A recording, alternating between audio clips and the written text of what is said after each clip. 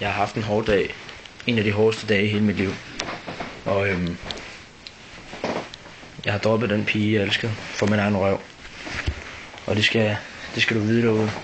Jeg elsker det kraftedeme, men det er bedst for os begge to, det her. Men nu er det ikke mig, det handler om i dag. Det er Chris. Det er ikke mig, der er naturtalentet her. Det er Chris, for helvede. Chris! Og Chris, han laver min dag til en god nu, så det vil jeg gøre det bedste ud af den her dag, selvom det er svært at gøre. Mine damer og herrer. Pengeskab.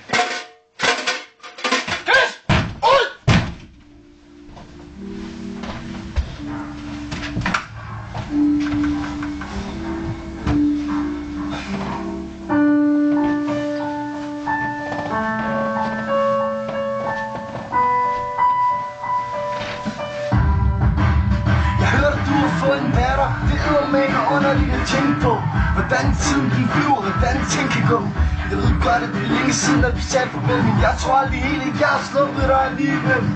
Jeg ved, om hun vil afgive med lavkud. Jeg ved, om hendes far behandler dig præcis som du vil.